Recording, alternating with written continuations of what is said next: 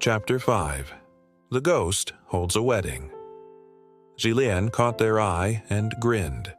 First time seeing a real cursed collar?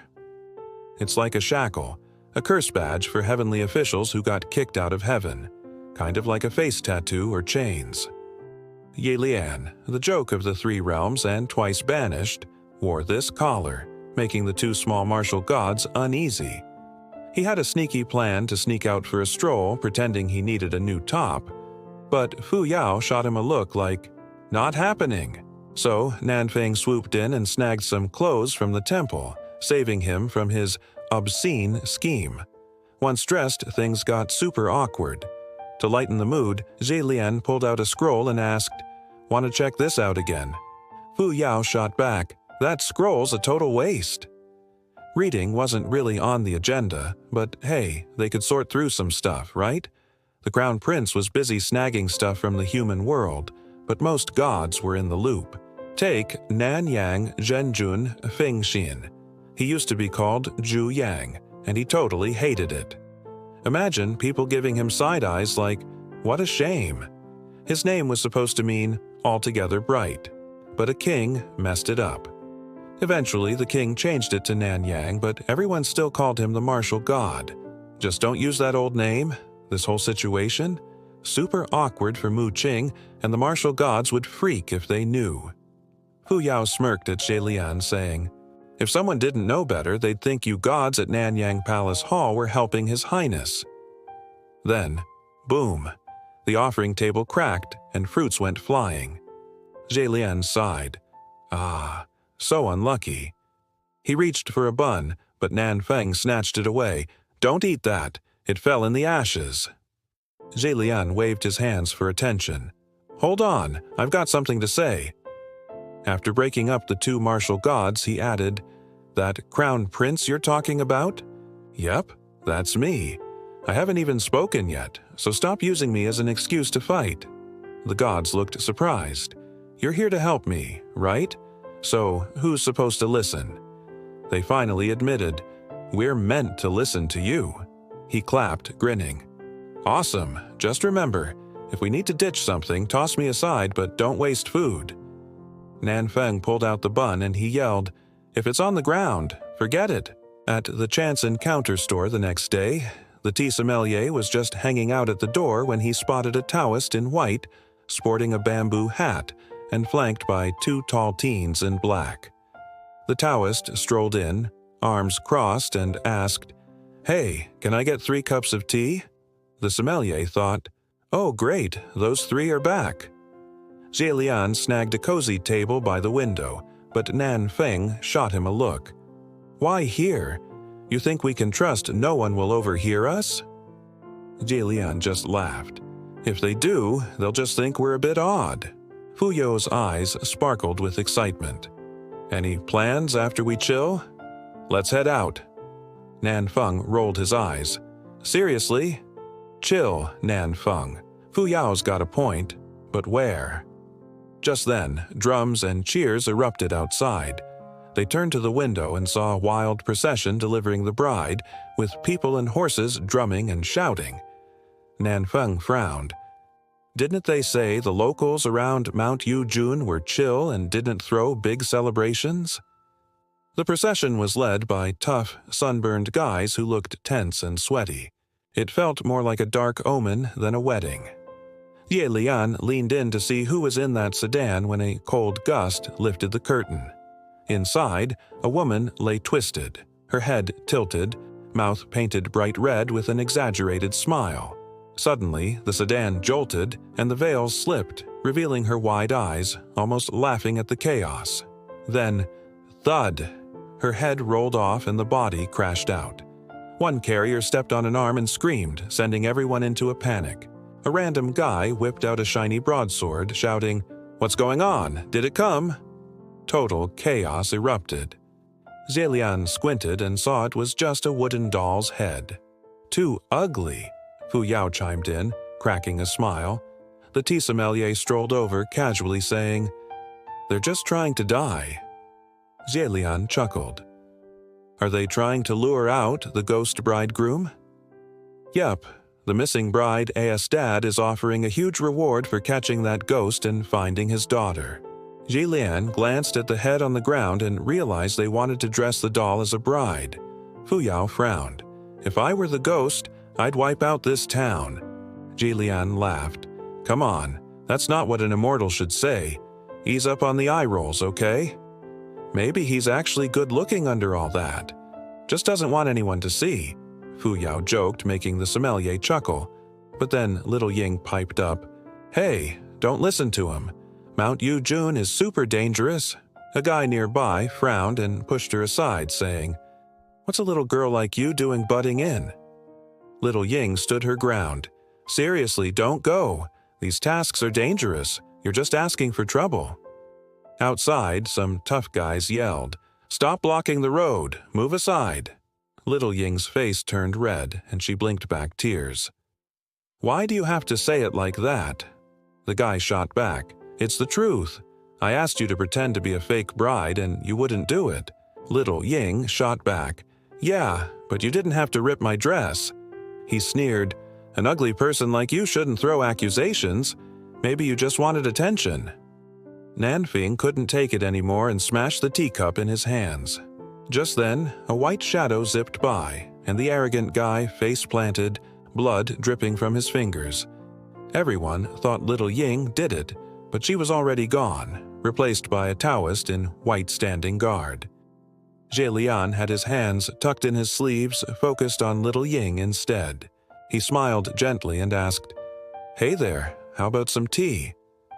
The kid on the ground looked rough, pointing his sword at Jilian, shouting, This guy used demonic art. His buddies were ready to jump in, swords raised, but they totally missed Nanfeng sneaking up. Suddenly, he thrust his palm and with a loud "Ka-cha!" a pillar came crashing down, leaving everyone stunned. Jilian felt a chill, but stood firm. All right, I admit defeat today. Which Taoist path are you from? We'll settle this later. Nanfeng didn't flinch, but Fu Yao jumped in. No problem, he's from the Ju. Before Nanfeng interrupted with another palm strike. Jilian just wanted to invite Little Ying for some fruit tea, but she left in tears. Sighing, he stepped into the tea house and the sommelier reminded him, Don't forget to pay for the pillar. Jilian turned to Nanfeng saying, Don't forget to pay for that pillar.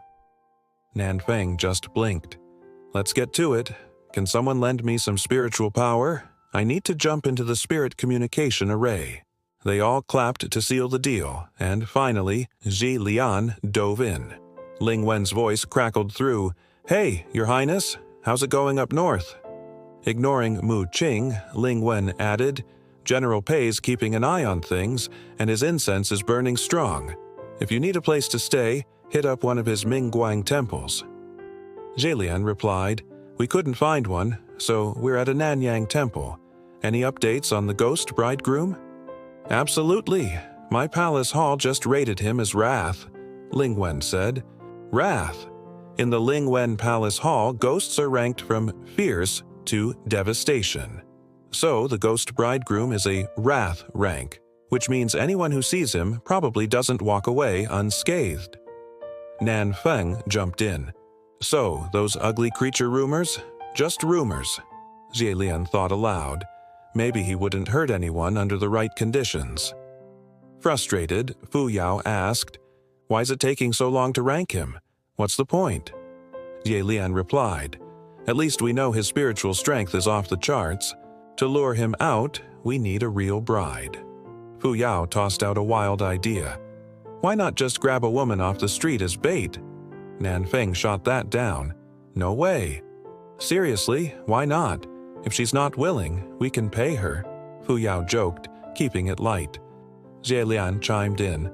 Nanfeng was like, Where are we going to find a guy to dress up as?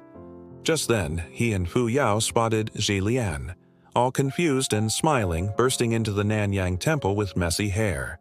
Nanfeng was totally freaking out, shouting, What's got you so worked up? Jilian was definitely a good-looking guy, and that's why Nanfeng was losing it. A handsome dude in a wedding dress? Fu Yao couldn't help but smirk. If I were the ghost bridegroom and got this, Zhelian jumped in. You'd wipe out the town? Fu Yao laughed. Nah, just her. Zhelian shot back. Good thing I'm not a girl. Then Fu Yao suggested checking out the spiritual communication array for a spell to help. Little Ying shyly approached with some folded white clothes, saying, I remembered you from yesterday and wanted to thank you. Zhelian was about to smile but held back, not wanting to scare her. If you like it, I can help. Xi Lian quickly said, No way, that's not for me. Little Ying jumped in. I can help. You want to catch the ghost bridegroom, right? I can sew and do makeup. Xie Lian nodded and stepped out. The bride's veil was over his head, and Nanfeng and Fu Yao tried to peek but kept their eyes to themselves. The crown prince looked stunning in his wedding gown. The marriage sedan was this bright red beauty, all decked out with flowers and dragons. Nanfeng and Fu Yao were right there with Xie Lian, who was swaying along with the carriers. Those 8 strong guys were top martial artists, all set to head to the official for Mount Yujun. But honestly, they just needed backup for a quick escape from a fierce ghost. You could tell those military officials were pretty annoyed. They had to follow orders but couldn't resist giving the sedan a little jolt now and then. Just a sneaky way to vent, right? As they moved deeper into Mount Yujun, a child's laughter suddenly broke through the air. Nanfeng and Fu Yao? Totally unfazed, like it was just another day. It was super quiet, with the creaking chair and crunching leaves sounding so loud. The laughter echoed, sometimes distant like in the mountains, other times right next to them. Xie Lian listened closely, hearing the child's voice repeating, New bride on the red sedan. Eyes full of tears, passing the mound. Ghost bride. Does that mean ghost bridegroom? What's going on here? Nanfeng frowned. What does that mean? Xie Lian explained. It's simple. He wants the bride in the sedan chair to cry, not smile.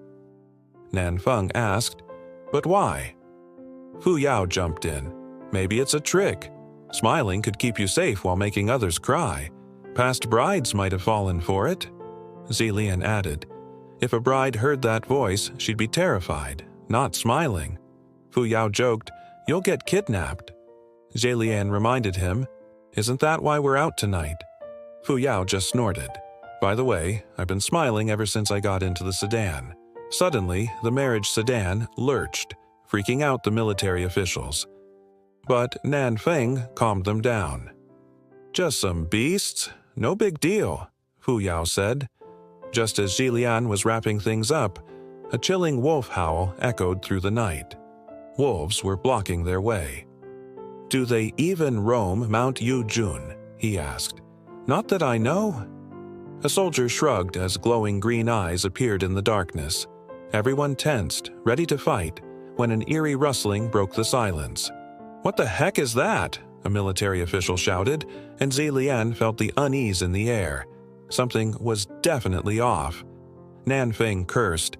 Damn it, it's a base human. Xie Lian knew they were in for trouble. Seriously, base humans are a whole different level of annoying. They look like fuzzy blobs and team up with ghosts, wrapping around people like sticky candy. They don't hit hard, but they're tough and always stick together. If you waste your energy on them, that's when they get you. For the upper heaven officials, light and weapons work, but for smaller martial gods, it's a real struggle. Fu Yao shouted, I hate these things.